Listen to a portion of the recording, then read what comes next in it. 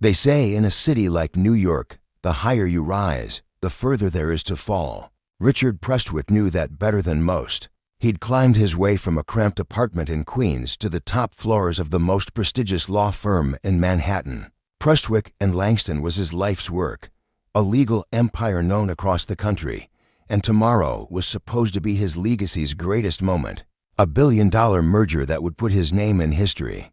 But just before that moment arrived, something else did, something no one could have predicted. A boy no older than 9, hiding in the back of his limousine, whispering a warning that would bring everything crashing down. And Richard, the man who trusted paper trails and signed deals in silence, suddenly found himself trapped in a story that couldn't be explained by law, logic, or reason. A story that began with a voice in the dark and ended with a truth no one saw coming. It was just past 7 when Richard Prestwick stepped out of the elevator and into the underground parking garage beneath the firm. The concrete echoed under his polished shoes as he walked toward the sleek black car, waiting near the far wall. The day had been long but nothing unusual. Meetings, briefings, conference calls, quiet nods in quiet hallways. Everything about Richard was controlled, predictable, expected. A man whose life followed routine the way others followed instinct. At 61, Richard was one of the most respected corporate attorneys in the country. Prestwick and Langston, the firm he had built from nothing, stood tall in glass and steel on Madison Avenue. And tomorrow, everything he had worked for was supposed to culminate in the largest merger in the firm's history. A billion-dollar handshake with an international conglomerate that would solidify his legacy forever. He wasn't excited. He wasn't nervous. He was resolved. That was how Richard lived. No surprises, no risk. Only certainty. He opened the back door of the car and was halfway inside when he heard it. A voice, small but steady, coming from inside the vehicle. Shut the door. Slowly. Don't talk. It wasn't the driver. It wasn't his assistant. It was a child. And that was the first thing that broke the rhythm. Richard paused. His hand rested on the edge of the seat. He leaned slightly forward. At first, he didn't see anything. Then, just below the line of the passenger seat, he noticed movement. A small figure crouched low, knees drawn to his chest, eyes wide with something between fear and determination. The boy couldn't have been more than 9 or 10. He was wearing an oversized hoodie, torn at the sleeves, and sneakers without laces. But it was his eyes that caught Richard off guard. Alert. Watching. Like he already knew this moment would come. They're watching you, the boy whispered. From the 15th floor. The man with the glasses and the woman with the red hair. They said you'd be here now. Richard didn't speak. He looked up toward the elevator shaft, then back at the boy. He knew who the boy meant. The man with glasses could only be Daniel Langston, his law partner of nearly 2 decades. The woman with red hair was undoubtedly Kate Reynolds, his executive assistant, the person who had been by his side through every case, every deal, every personal moment. Richard slowly closed the door behind him and sat back against the leather seat. "How did you get in here?" he asked, keeping his voice low and even. "The cleaning lady left the car open when she brought out the trash," the boy replied. "I was already in the garage. I just waited." "Why?" Richard asked. "Why wait for me?" "Because they're going to take everything from you," the boy said without hesitation. "They've been planning it. I heard them talking. They said tomorrow you'd be done. You'd sign everything without reading. You'd be out, and they'd be in." Richard's mind didn't race, it calculated. That was his nature. Calm under pressure, analytical in crisis. The merger documents had been revised 3 times in the past 2 weeks. Daniel had insisted he'd take care of the legal review personally. Kate had assured him everything was clean. Too clean. They had told him the meeting was just a formality, that his presence was symbolic, that all he needed to do was sign. "What else did you hear?" he asked.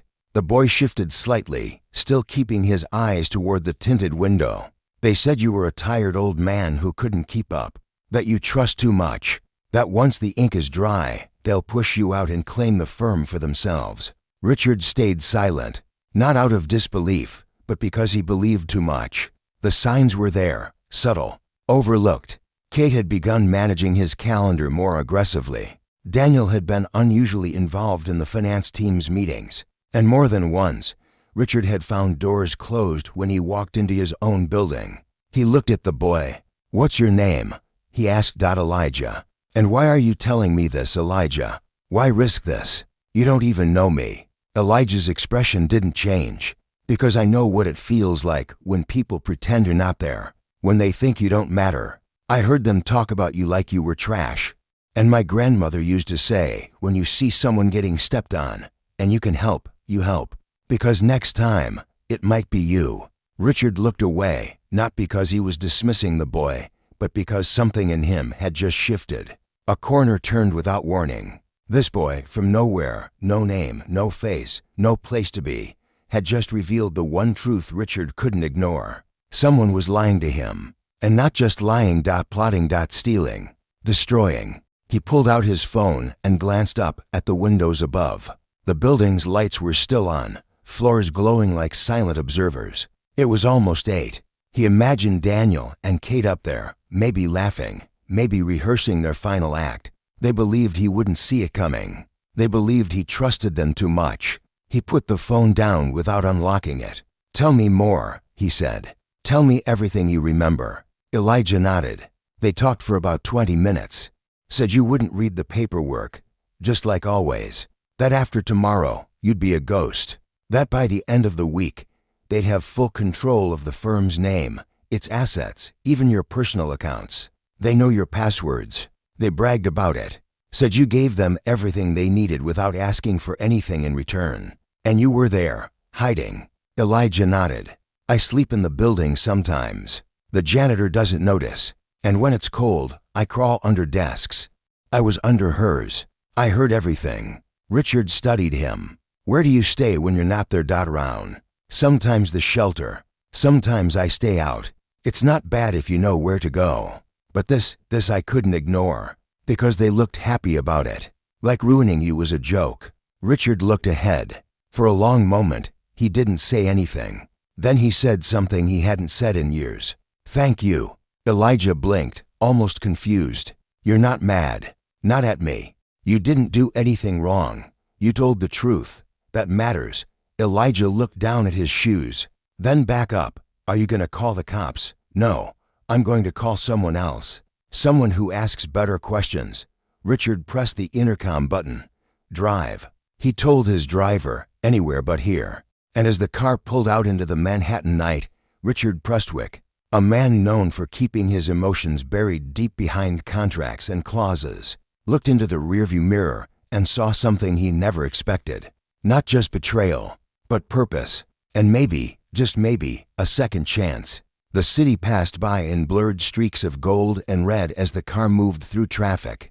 Richard sat back, silent, staring at the glowing skyline, but he wasn't seeing it. He was seeing boardrooms, signatures, trust handed over in briefings and glances, and the quiet erosion of his control. He had given Daniel everything.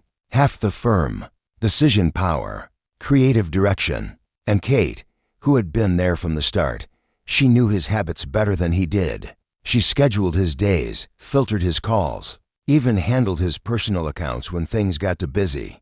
Now the idea that both of them were orchestrating his downfall made everything feel unreal. Like the rules of the world had suddenly changed.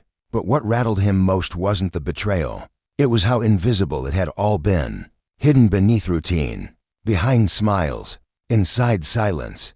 He turned toward Elijah, who hadn't moved from his seat. The boy sat upright, alert, his eyes still scanning every corner of the street, like he was waiting for something bad to jump out of the dark. Richard studied him in the dim light. This child who had more composure than most adults, who risked everything for a man he didn't know. "What else did you hear?" Richard asked. "Anything about tomorrow's meeting?" Elijah nodded slowly. "They said you'd be meeting with the Korean guys at 11. That the contracts would be ready and you'd be too distracted by the press to notice the changes.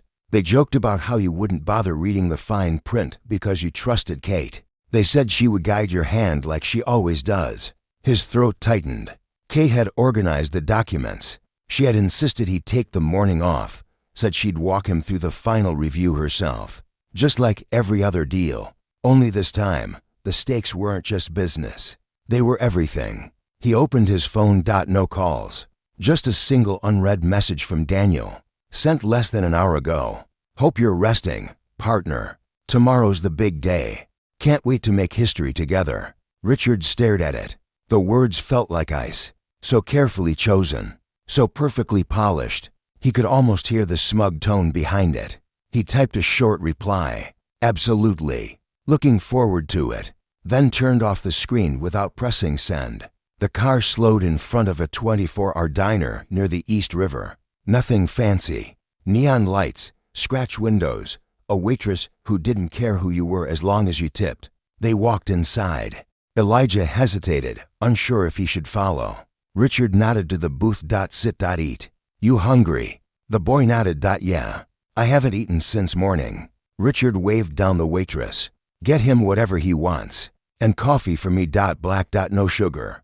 Elijah ordered a burger and fries. When the plate arrived, he didn't speak. Just ate fast but neat, like someone used to eating in a hurry. Richard watched, not judging, just thinking. He thought about the merger, the millions in assets, the years of effort, and the fact that it might all be gone if he had trusted just one wrong person too many. He didn't even know how deep the deception went. Kate had access to his passwords. Daniel handled outside communications. Together, they could have buried him without leaving fingerprints. He needed help. Not the kind you called through a hotline. The kind that thought like criminals but worked like professionals. He pulled out his phone again and scrolled through his contacts until he found a name. He hadn't dialed in over a year. Thomas Raines, private investigator, former fraud specialist. Used to vet their major clients before Kate said the firm couldn't afford him anymore. Richard now suspected that had been a strategic budget cut. He pressed the call button. Raines picked up on the second ring. Prestwick. Well, that's a name I didn't expect to see. Thought you forgot all about me after your assistant shut me out last year. Richard didn't bother with small talk. I need you to come to my place tonight. Urgent. Big. Quiet. Bring a scanner and your full team. There was a pause, then the voice on the other end sharpened. You got it. Give me an hour. They hung up. Elijah was wiping ketchup off his fingers with a napkin. That guy going to help you? Richard nodded. If he can't, no one can. Elijah leaned forward slightly. They think you're not going to do anything, that you're just going to walk in, sign the papers, and leave. That's the plan. That's what makes it so dangerous. It's clean. You never see it coming. Richard nodded. That's exactly why they need to believe I haven't seen it. Not yet. They returned to Richard's apartment, a penthouse in the Upper West Side overlooking the park. Modern, minimal, full of glass and wood and art that said nothing personal, everything curated. Elijah stepped inside carefully, like he was afraid to touch anything. You can sit, Richard said. I'm not going to throw you out. You saved my life tonight. That's not something I forget. Elijah chose a chair by the window, not the couch, always keeping a clear view. Richard respected that. The boy didn't trust comfort. That meant he knew what danger looked like. An hour later, Raines arrived. Tall, gray at the temples, eyes that didn't blink more than they had to. He brought two assistants, both younger, both silent. They set up laptops on the kitchen counter, plugged in flash drives, and began scanning documents Richard handed over. Contracts, emails, copies of internal memos Kate had printed for him. While they worked, Richard filled him in, quietly. No emotion, just facts. The boy overheard them planning. The documents look clean, but they're not. I need to know what they changed and what they think I won't notice. Raines nodded. I've seen this play before. You trust someone with your keys, and they start building a door you don't know about. But they always make mistakes. Greed makes people sloppy. The youngest assistant spoke up. I've already found metadata inconsistencies in the draft sent last week. The version you received isn't the same one they sent to the client team. There's an extra appendix with altered ownership clauses, buried in the legalese. It would transfer primary control of the firm to Langston and Reynolds within 90 days post-merger. You wouldn't even know until it was too late. Richard didn't flinch, just nodded. Keep going. Raines looked at Elijah. And the boy? He's the one who caught it. Richard glanced at the child. He's the only one who saw what everyone else missed. Elijah looked down, suddenly uncomfortable with the attention. My grandma used to say, if you live invisible, you hear everything. That stuck with me. Rains smiled faintly. Smart kid. They kept working through the night. Every file cross-referenced. Every draft stripped of formatting. By 3 in the morning, they had enough to prove not only deception, but conspiracy. Rains printed a hard copy of a key document. This here, if signed as is, would legally remove you from ownership without you realizing it. It's a corporate kill shot, disguised as a handshake. You'd walk into your own funeral with a pen in your hand. Richard didn't blink. He looked at the paper, then at the men who tried to take everything. He didn't feel panic. He felt something colder, something older, a fire he hadn't used in years. Let them think I'm blind, he said. Let them think tomorrow is theirs, and when they reach for the crown, I'll be the one pulling the floor out from under them. He turned to Elijah, still seated by the window. You said you don't have a place. You do now. Tonight you sleep here. Tomorrow, if you're willing, I'll need your help again. Elijah looked at him, and for the first time since they met, he smiled. A small smile, but real. And as dawn began to stain the sky over New York, Richard Prestwick, the man known for trusting only what could be written and signed, realized that sometimes the truth comes from where you least expect it. And sometimes the smallest voice is the one that saves everything. The morning came quietly. No alarms, no urgency, just the slow wash of pale light filling the edges of the penthouse windows. Richard hadn't slept. He didn't try. Instead, he sat at the dining table, documents spread out in front of him, sipping black coffee gone cold hours earlier. Across from him, Elijah was curled up on the living room couch under a soft gray blanket. He had fallen asleep just before sunrise, his body finally giving in after a night spent watching the adults dissect Betrayal. With the precision of surgeons, Richard had offered him the guest room, but the boy had quietly chosen a place where he could see every door and window. Old habits didn't die young. They were born early and never left. Richard looked at him now, this boy who had stepped into his life with a warning and a wisdom that didn't belong to a child. He thought about the timing, about how everything had come together in one strange, impossible night.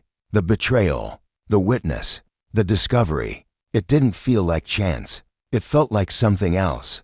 Like justice had sent him a message in the only voice he'd actually listened to. A child's voice, honest, direct, untouched by politics or power. His phone vibrated.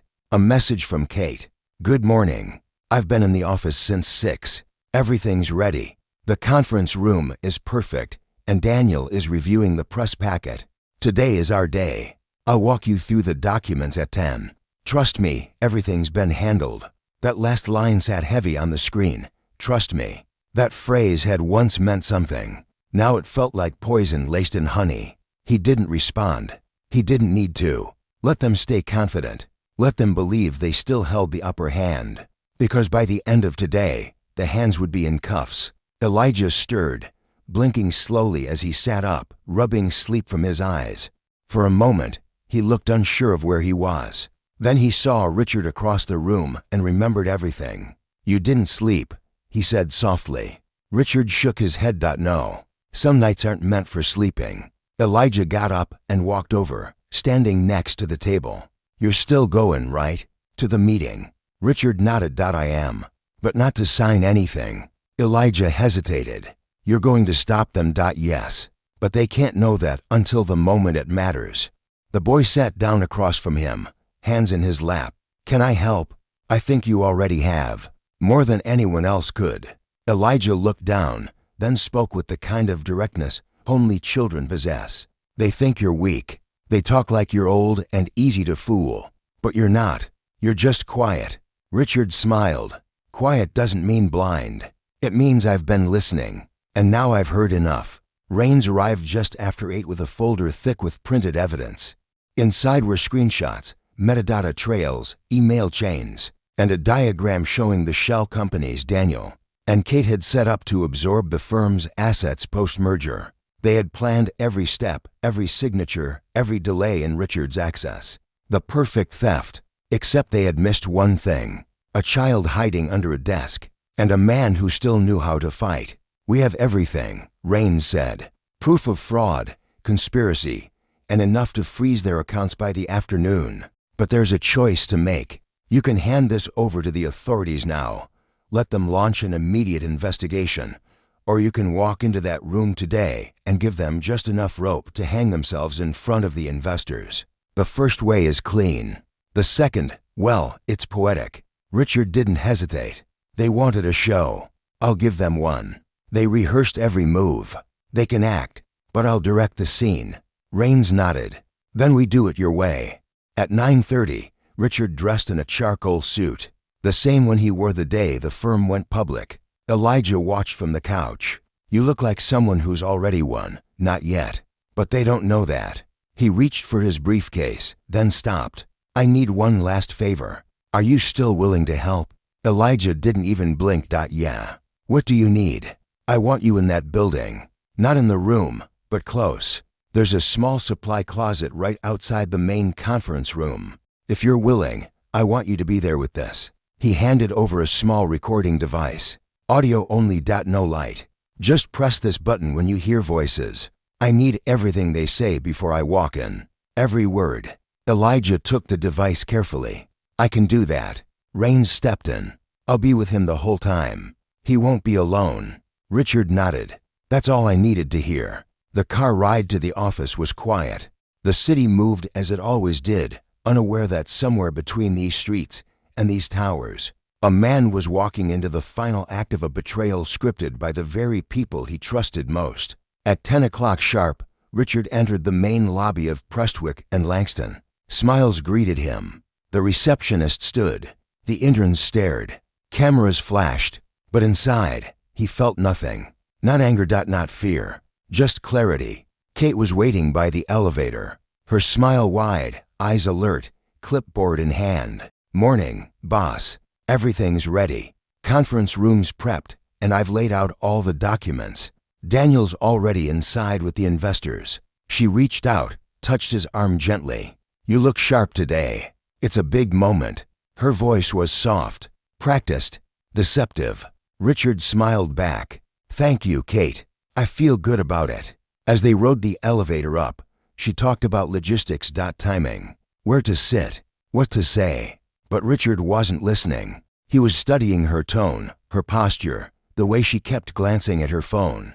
She was nervous, not scared, just eager, like someone standing in line to cash a check they didn't earn. They stepped onto the 15th floor. The glass conference room at the end of the hall gleamed under recessed lighting. Behind that door were 10 men in suits, 3 translators, and Daniel Langston, the man who once toasted to loyalty and now toasted to Richard's erasure. Kate handed him a pen. Same as always. Just initial here and here. I'll guide you through the rest. Richard took the pen but didn't move. Instead, he looked back down the hallway where a small supply closet sat closed. Inside, he knew Elijah was listening, waiting, recording. And soon, so would the world.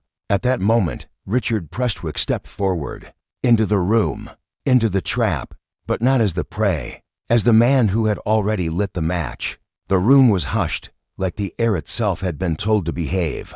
Investors sat in tall leather chairs, papers neatly stacked in front of them. Waiting with practiced patience, Richard walked in slowly, aware of every glance, every subtle nod. Daniel stood near the far end of the long glass table, sleeves rolled to the forearm like he always did when he wanted to look informal and in control. His smile was warm, his eyes calculating. There you are, partner, he said. We were just about to start without you. Everyone chuckled politely, unaware that the room was less a boardroom now and more a stage built for a performance none of them had seen before. Kate took her position at Richard's side, her hands already moving to open the folder marked with post-its and tabs. She spoke softly. We've highlighted everything for you, just the key sections. Standard practice. You know how overwhelming these merger contracts can be. Her tone was smooth, almost nurturing. For anyone watching, she looked like a loyal assistant taking care of her aging boss. But Richard heard every note of control in her voice, every layer of manipulation wrapped in concern. He took his seat slowly, laid the pen on the table, and looked across at Daniel. I assume everything is as we discussed. Daniel nodded. Absolutely. We've been over it a dozen times. No surprises. Just signatures. And then we can all celebrate. This is a big win, Rich. For both of us. You should be proud. Richard didn't answer. He picked up the top page and let his eyes drift over the text. Numbers. Clauses. Revisions. Legal language wrapped in corporate ribbon. But now, he saw it clearly. The gaps. The insertions. The quiet traps tucked behind familiar wording. Outside the room, beyond the glass, and down the hall, Elijah sat in the dark. He held the recorder in his small hands, listening through the wall. Every word, every shift in tone, every sentence spoken in confidence by people who never expected to be heard. Rain stood beside him, eyes on the hallway, one hand resting lightly on the handle of the door, ready to move if anything went wrong. But nothing was going wrong. Everything was going exactly as it needed to. Inside, Kate pointed to a yellow tab. Right here is the ownership clause. Once we finalize, the shares are distributed according to the new structure, and the transition begins. Richard nodded slowly. I see. And here, she continued, tapping another section, is the revision Daniel made regarding external partnerships. It's just language cleanup, legal housekeeping. You don't need to worry about that. Richard leaned back slightly. His face gave away nothing, but his silence was now a storm building beneath the surface. Daniel leaned in. We've built something incredible here, Richard. This is legacy stuff. You should enjoy it. Don't get lost in the details. That's why you have us. Richard looked at him for a long moment. Daniel had the look of a man confident in his victory, like someone standing on a trapdoor he believed was solid steel. Richard picked up the pen, tapped it once on the table, then placed it down again. You know what's funny? He said quietly, almost to himself. I've always trusted people too much. That's what my father used to tell me. Said I let loyalty blind me. I never believed him. Until this week. The room fell still. Daniel's smile flickered. Kate's hand paused mid-motion. Richard continued. I was ready to sign. Walk in here. Trust the work. Trust the team. But then something happened. Something unexpected. A voice I hadn't heard before. One that made me listen differently. And once I started listening, I couldn't stop. Kate's voice tightened. Richard, if there's an issue. He raised a hand. Let me finish. He stood, slowly, his voice calm but carrying weight now. This merger was supposed to be the crowning moment of everything we built. But it wasn't about that, was it? It was about replacing me. About taking everything without having to say you did. Daniel shifted in his seat. That's a serious accusation. One you'd need to prove. Richard turned toward the hallway. Now might be a good time. The door opened. Rains stepped in first, holding a folder in one hand and a copy of the altered contracts in the other. Behind him, Elijah walked in slowly, holding the recorder. Every face in the room turned. Some confused, others wary. Kate took a step back. Daniel stood up fast. What is this? He demanded. Richard kept his eyes on him. This is your voice, Daniel. Planning every detail. Here's your assistant, orchestrating the handoff. And here's the child who heard you laughing about it. Who recorded your every word. Kate's expression broke first. Her lips parted, her face pale, but no words came. Daniel's fists clenched. That recording isn't admissible. He's a minor. It won't hold up. Rains spoke now. We don't need it to hold up in court. We needed it to hold up in this room. The investors, the executives, the people watching your performance, they needed to hear it from you. Elijah pressed play.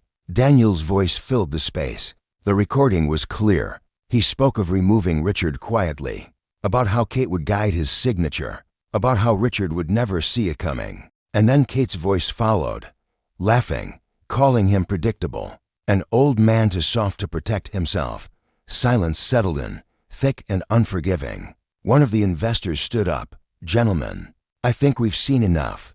This agreement is null, effective immediately. There will be an internal audit. Richard nodded. Thank you. Another voice spoke, this time from the doorway. Federal agents, quiet, firm, direct. Daniel Langston and Kate Reynolds, you are under investigation for conspiracy, corporate fraud, and attempted theft of protected assets. Please come with us." Kate collapsed into her chair, covering her face with her hands. Daniel didn't move. His eyes locked on Richard, furious, humiliated, undone. "You set us up," he whispered. Richard stepped forward, lowering his voice. "No, you did. I just stopped pretending not to notice." As the agents led them out, Elijah stepped to Richard's side, his voice low. "Did we win?" Richard looked down at him. "No, we didn't win. We just survived. But sometimes, surviving is the only victory that matters." And as the room emptied and the cameras stopped flashing, Richard Prestwick stood in the silence left behind, not as a man betrayed, but as one reborn in the fire of his own restraint. A man who had learned, at last, that trust is a gift you give carefully. And sometimes, the only ones who deserve it are the ones no one ever sees coming. The building emptied faster than it had filled.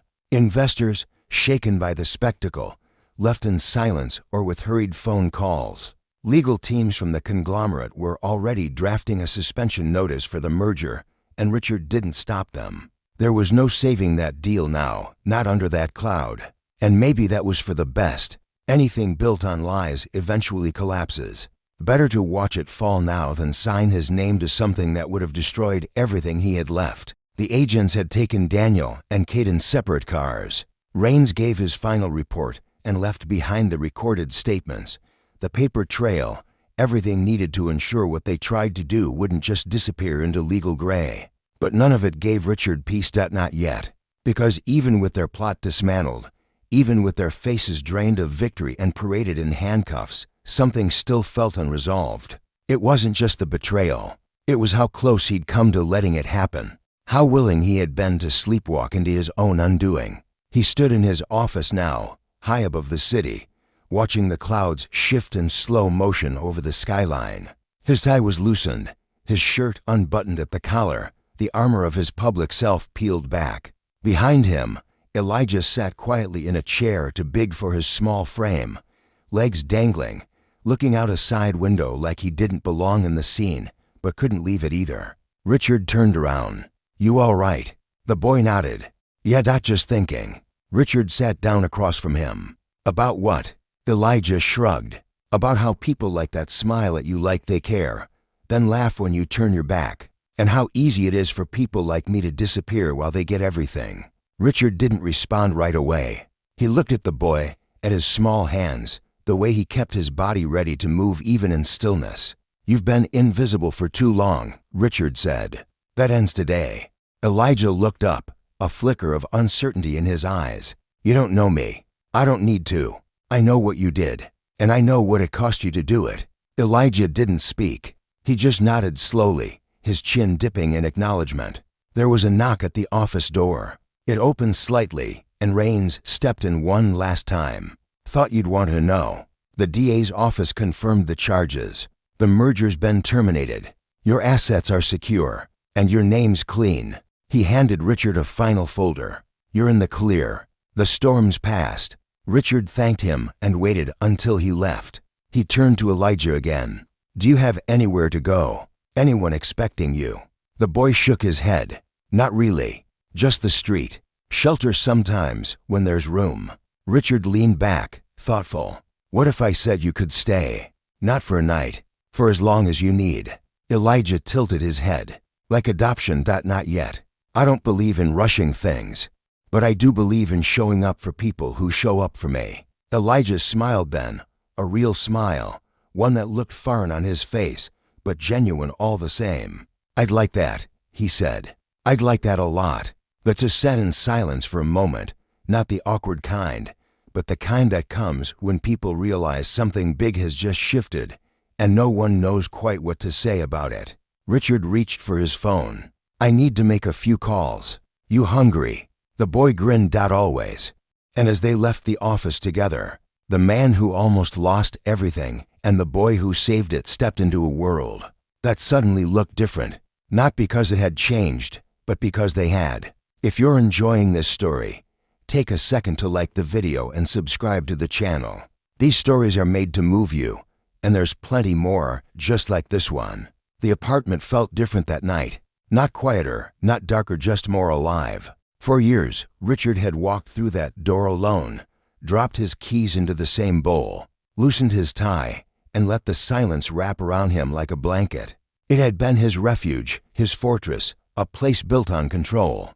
But tonight, there was a second pair of shoes by the door, a backpack on the floor, and the sound of another human voice echoing faintly from the kitchen where Elijah stood, pouring cereal into a bowl like it was the most natural thing in the world. Richard watched from the hallway, unsure why something so simple hit him so hard. Maybe because it reminded him of what he didn't have. Not the billions in contracts or the buildings with his name etched into glass, but this quiet connection, unscripted life. He had forgotten what that felt like. "You don't have to eat that," he said. "I can order something." Elijah looked up, spoon halfway to his mouth. "It's fine. I like cereal. I used to eat it for dinner when the shelter didn't have hot food." Richard stepped into the kitchen. "I meant something warm. Real." The boy smiled. "This is real to me." They sat at the counter, eating in silence. Richard nursed a second cup of coffee, staring into it like he could read answers inside the dark. Elijah ate slowly now, less rushed, more at ease. "You ever have kids?" he asked suddenly. Richard blinked. "No. Thought about it once, long time ago. But this job, this lifer, it eats everything if you let it. There was someone once. We talked about it, but eventually she wanted something else. I never blamed her." Elijah nodded like he understood too much for someone his age. "I used to imagine I had a dad, not like a superhero or anything, just someone who didn't forget I was there, someone who'd see me in a crowd." Richard didn't speak. He just listened. He was learning that sometimes silence is the most respectful answer a man can give. The next morning, Richard met with the firm's crisis team. Statements had to be written, partnerships salvaged, investors reassured. He walked through the process like a surgeon closing a wound, precise, methodical, but numb. Everyone wanted explanations. He offered them truth, simple, sharp, and undeniable. 2 trusted colleagues betrayed this firm. They tried to steal what wasn't theirs. They failed. "We continue." That was all he said. That was all that mattered. By noon, the media had caught wind. Headlines flickered across screens. Names were named. Charges listed. Speculations made. But Richard didn't care about the noise. He cared about the root. And the root, he now knew, ran deeper than paperwork and press. He called Raines later that afternoon. "There's something I need you to check. Not about the case. About Elijah. I want to know where he came from, who he belongs to." Raines didn't ask questions. He just said, "I'll get back to you." When Richard returned home that evening, Elijah was at the dining table with a notebook open. Math problems, scribbled notes, pages torn from a school workbook he must have picked up somewhere. "You like numbers?" Richard asked. The boy nodded. "I like solving things. Numbers don't lie. People do." Richard walked over, looked at the paper. "That's algebra. You're not supposed to learn this for another couple years." Elijah shrugged. "I figured it out. The shelter had this one book, and I just kept reading it, over and over." Richard stared at the handwriting. Tight, clean, disciplined. This kid wasn't just smart. He was sharp. "You ever think about school, real school?" "I was in one once. For a while. Then we moved around. After my grandma died, everything got harder. Foster homes, shelters. You know how it goes." Richard nodded, even though he didn't. "You think you'd want to try again?" he asked. "Real school. Uniforms. Homework. All of it." Elijah paused. "Only if I knew I wasn't going to disappear in the middle of the semester again. I'm tired of disappearing." That night, Richard made 2 calls. One to a private school he'd once represented in a zoning case. The other to a counselor who specialized in helping displaced youth reintegrate into the education system. By morning, both had agreed to meet Elijah within the week. No red tape. No delays. When you carry weight, doors open. Richard had just never imagined using that weight for someone who wasn't tied to a contract. 2 days later, Raines called. "Got something. You're going to want to sit down." Richard listened quietly as the investigator laid it out. Elijah's grandmother, a woman named Lucille Harmon, had died 3 years earlier. Before that, she'd worked at a cleaning company under contract with several downtown firms, including Prestwick and Langston. She had no criminal record, just a long history of hard work. But here's the part you didn't expect. Her sister, your mother's cousin. Richard sat down. Wait. Say that again. Your mother's cousin. Technically that makes Elijah family. Distant, but still. Through blood and paper. His grandmother used to tell stories about a relative who built an empire from nothing. A lawyer, a fighter, a man she never met but always believed was proof that the world could surprise you. And now, years later, her grandson walks into your car and changes everything. Richard didn't speak. He couldn't. The pieces didn't just fit, they locked together like they had always been waiting to be found. A boy with no name. A man who thought he was alone. A connection buried in time, but pulled back to the surface by chance or fate, or something beyond either. That night, Richard didn't tell Elijah, not yet. It didn't feel like the right moment. Some truths take time. But as he watched the boy fall asleep on the couch again, textbook still in hand, he felt something he hadn't felt in years. Not relief, not triumph, not even peace. He felt home. The days that followed moved quietly, like the city was holding its breath. Prestwick and Langston had been renamed. The old plaques came down. The logo changed. Richard didn't fight it. He signed off on the rebranding himself. There was no reason to cling to a name that had been rotted from the inside. It wasn't about ego anymore. It was about survival, about truth, about building something that couldn't be stolen with a signature or a fake smile. Elijah started school that week. Uniform too big, backpack brand new, shoes still stiff. Richard walked him to the front gate the first morning, unsure if he should go further. He hesitated, then crouched slightly and adjusted the boy's collar. You don't have to be the smartest one in the room, just the one who listens. Elijah grinned. That's easy. I already am. The weeks passed. Slowly, quietly, the mess left by Daniel and Kate began to untangle. The firm stabilized. Clients returned. The media faded.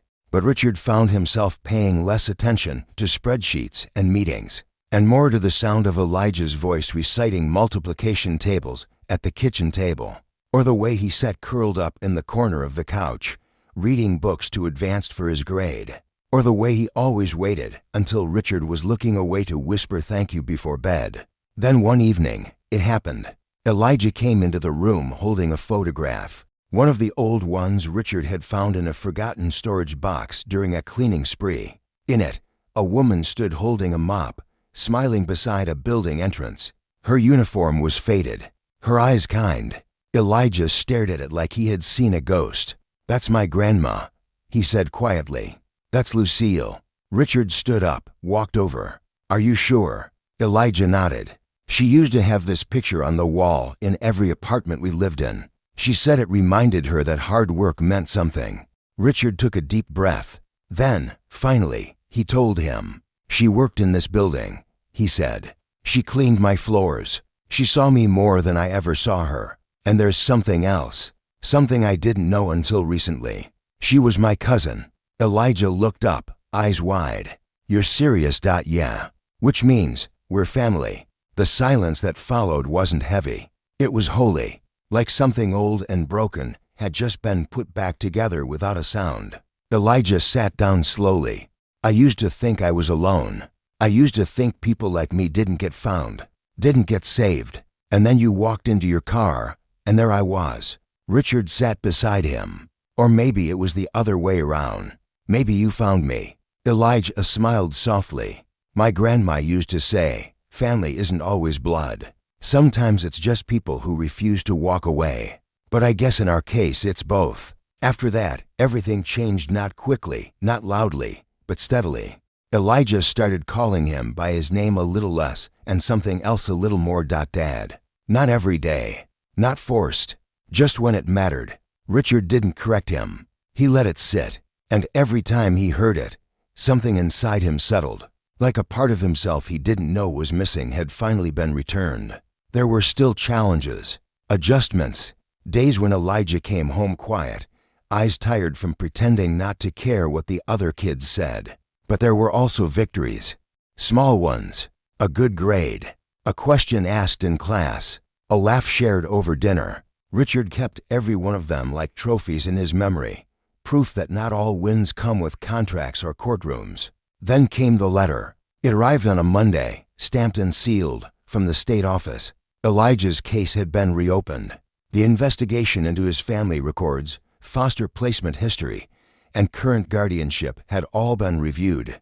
And with the recent revelations of blood connection, they requested a formal meeting to discuss next steps. Richard read it twice, then looked at the boy sitting across the room building a puzzle. "You ready for this?" he asked. Elijah looked up. "For what?" "For this to be official. For this to be home." Elijah stood, walked over, and placed the last piece of the puzzle down. "I think it already is." They went to the meeting together, sat side by side, answered questions, signed forms, shared stories. And when it was over, they walked out into the sunlight not as a man and a boy, but as something closer, something stronger, a father and a son. The adoption papers were signed in the same courthouse where Daniel and Kate had once been arraigned. It wasn't lost on Richard the symmetry of it, the way the universe sometimes closed loops with a kind of quiet poetry. What had started as a conspiracy in whispers ended here, in an office with bright windows and simple promises. Elijah stood beside him, wearing a button-down shirt a size too big and a tie that refused to sit straight. He didn't care. Neither did Richard. The judge smiled after reading the documents, said something about how rare it was to see a story start with betrayal and end in a family. Elijah smiled too, but said nothing. He had learned not to waste words. Richard placed a hand on the boy's shoulder. Just a touch, not dramatic, but steady. And in that moment, something final clicked into place. Back at the office, things had stabilized. The rebranding took. Clients remained. In fact, more came. Something about surviving scandal made the firm seem stronger. Untouchable. Real. Richard didn't talk much about what had happened. When people asked, he simply said that he learned something important. About people. About trust. About paying attention to what isn't said. But what he focused on now wasn't recovery. It was future. One he hadn't imagined before Elijah walked into his car that night. He started a scholarship fund, quietly. No press release. Just a Name the Harmon initiative, named after Elijah's grandmother. The fund helped kids like Elijah, bright, overlooked, drifting through systems that never saw them. Within 6 months, 32 students were enrolled. A year later, over 100.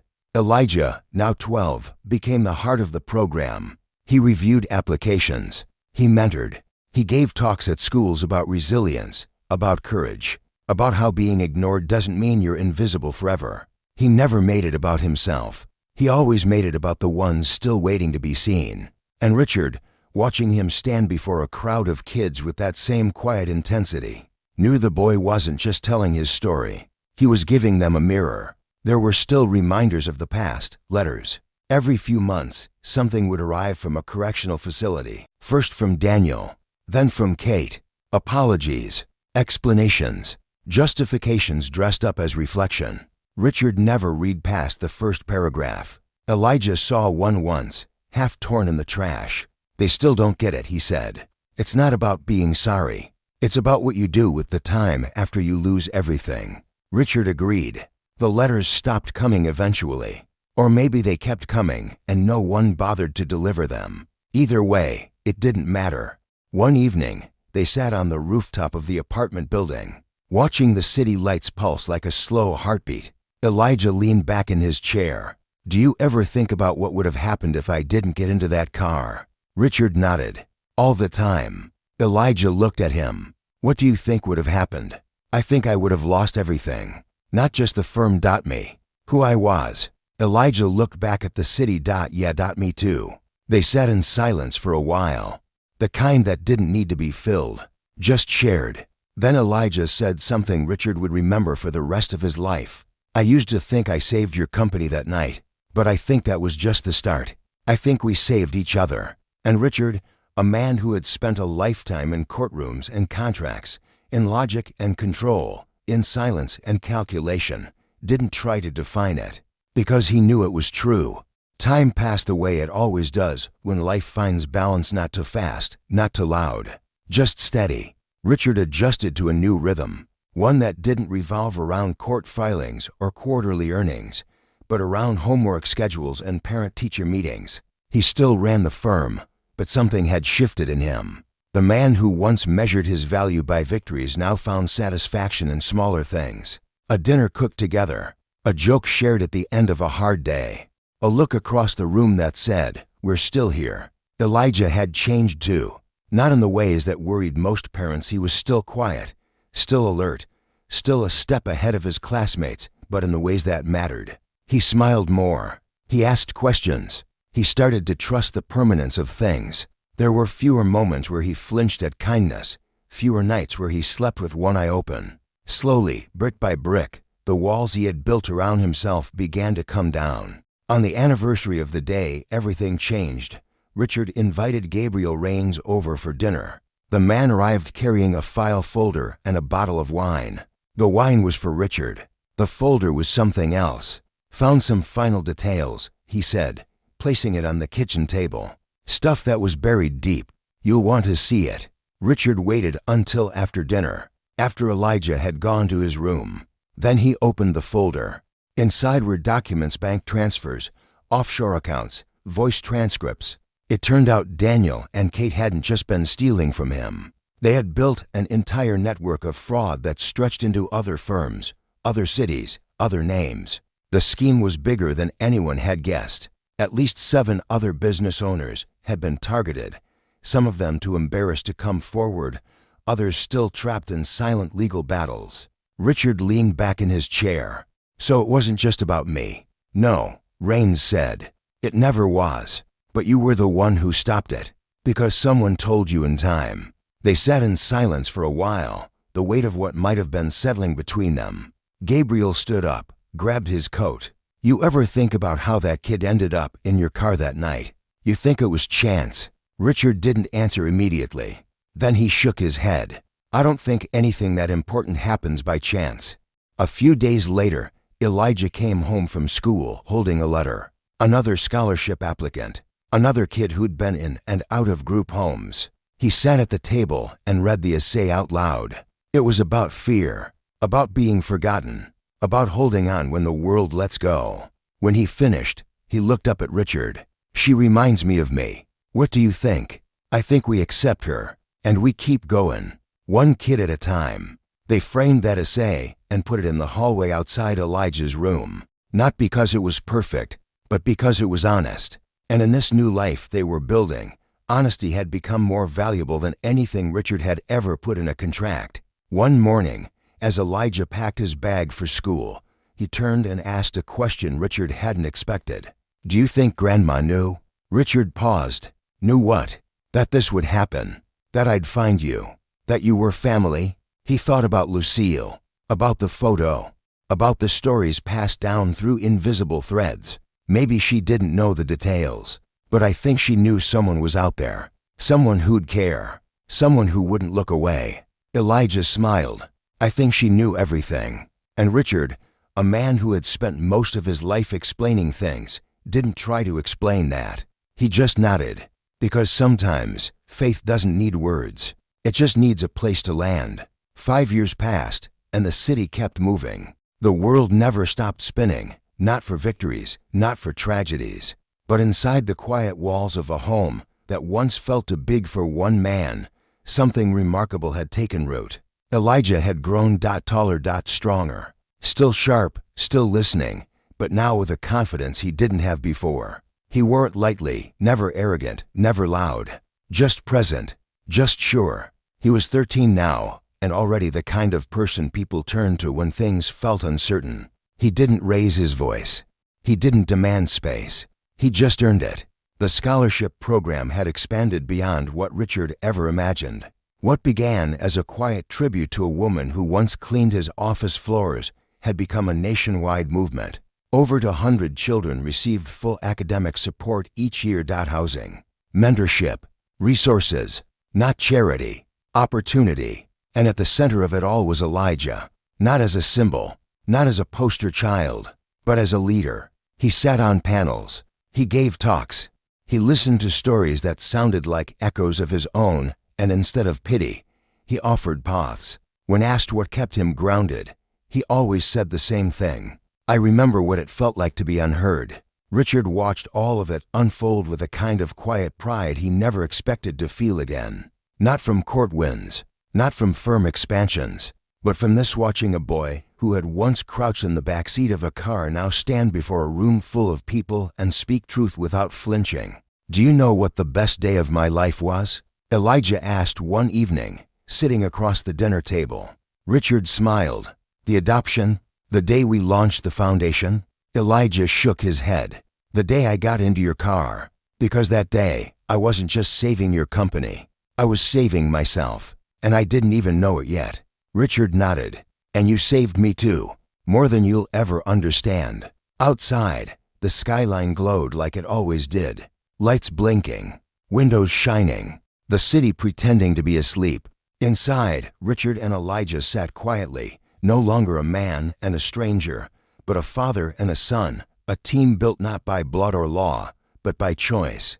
They had survived betrayal. They had rebuilt trust, and together, they had built something even stronger than justice. They had built family.